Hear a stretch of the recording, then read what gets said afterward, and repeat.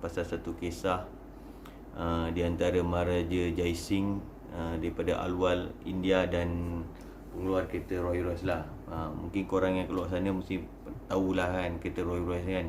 Kereta Rolls Royce ni bukannya cancalang kereta lah. Kereta ni selalunya digunakan oleh orang-orang yang berada lah, bukan label-label macam aku ni lah. Macam label macam aku ni, aku rasa label bawa kita Azia tak pun produk Alza je lah label aku lah, paling tinggi pun kan. Kereta Rolls Royce ni kalau yelah kita orang luar yang tak mampu beli ni mungkin pernah dengar lah jenama Phantom ataupun brand dia Ghost kan, yang paling top lah senang cerita lah kan. Selalunya pakai pun label-label orang berada, orang billionaire, jutawan, sultan macam tu lah kan. Tapi ada satu kisah kelakar lah di sebalik kisah ni lah, boleh jadi pengajaran kat kita lah. Di mana ada seorang maharaja ni yang bernama Maharaja Jai Singh daripada Alwal, India ni. Dia pergi melawat lah ke London sana kan pada tahun 1920 macam tu lah. Dia pergi melawat nak bercuti lah. Lepas tu sebab tu dia berjalan di sekitar kota London lah, dekat kota silap aku jalan Bond Street kalau tak silap aku lah kan. Dia pakai baju biasa. Jadi dia ada ternampak satu showroom kereta menjual kereta jenama Rolls Royce ni lah. Jadi dia pun rasa macam dia nak usyah lah kan, nak tengok kan dia nak beli ke apa tak tahu kan. Lepas tu dia pergilah ke showroom tu.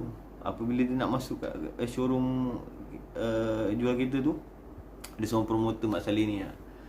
Dia tengok mamat ni pakai baju biasa, lepas tu datang daripada India sebab tu. Lepas tu baju pun pakaian dia pun pakaian biasa kan. Jadi macam dia ada rasa macam sifat mamat ni datang sini buat apa kan, bukan nak tengok kereta kan. Jadi dia pun menghalau mamat ni lah. Dia tak tahu yang mamat ni sebenarnya adalah Maharaja Jai Singh daripada India lah kan.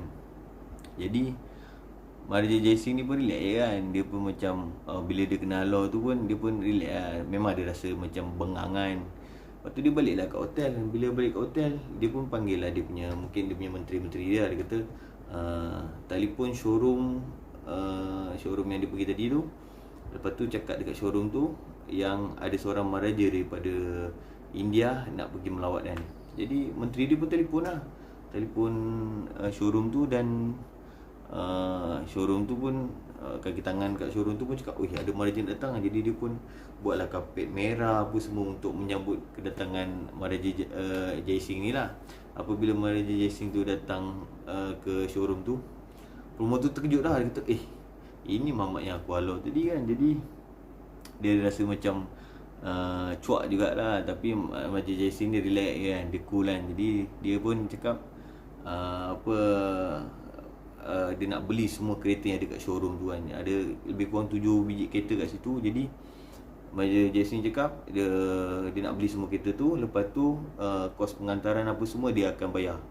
Sebab iyalah dia kaya kan. Jadi apabila barang kereta tu dah sampai ke India, yang ni part yang paling kelakar ni, di mana Maharaja Jai Singh ni dia rasa macam bengang lah, kecewa lah. Sebab dia layanan daripada promoter jualan kereta Rolls Royce ni yang masa dia pergi dekat London tu tadi kan. Jadi dia pun bagi 7 biji kereta Rolls Royce ni kepada macam majlis daerah dia lah, untuk buat proses kerja-kerja mengangkat sampah, membuang sampah, menyapu jalan raya menggunakan kereta Rolls Royce 7 biji tu.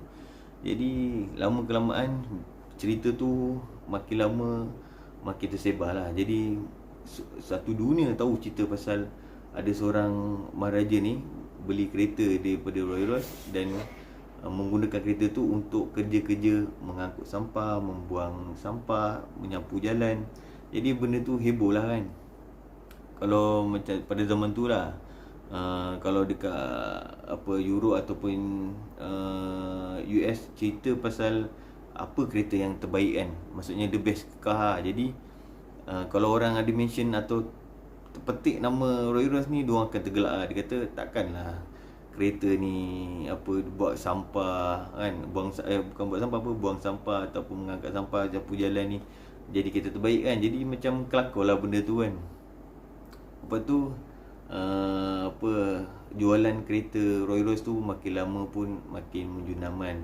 Yelah, korang kalau korang fikir kereta yang brand eksklusif dibuat just untuk angkut sampah, buang sampah, lepas tu menyapu jalan raya kan. Jadi macam benda tu macam tak, jadi tak eksklusif lah, macam tak ada kelas langsung lah kan.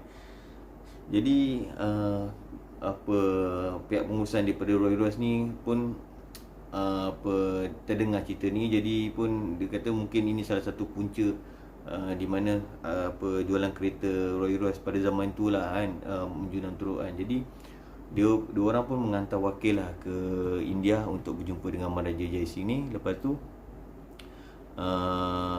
dia nak apa, company nak minta maaf dekat Maharaja Jai Singh ni lah kan, atas kekilafan yang dilakukan oleh promoter tu kan, promoter jualan kereta tu kan. Jadi Maharaja Jai Singh ni pun mula dia tak accept sangat lah kan. Even company Roy Royce ni dia nak bagi kereta dekat Maharaja Jai Singh ni tanpa bayaran lah. Lepas tu dalam tak lama macam tu lah, Maharaja Jai Singh ni mungkin dia dah rasa macam apa, pengurusan kereta Roy Royce, company Roy Royce ni mungkin dia dah dapat iktibar kan. Maksudnya dia dapat pengajaran daripada kesilapan dia kan. Jadi dia pun menarik balik lah. Maksudnya dia tak kasih lagi lah kereta tu, kereta yang dia beli tu dia gunakan untuk apa, proses-proses untuk mengangkut sampah, membuang sampah ataupun menyapu jalan lah kan.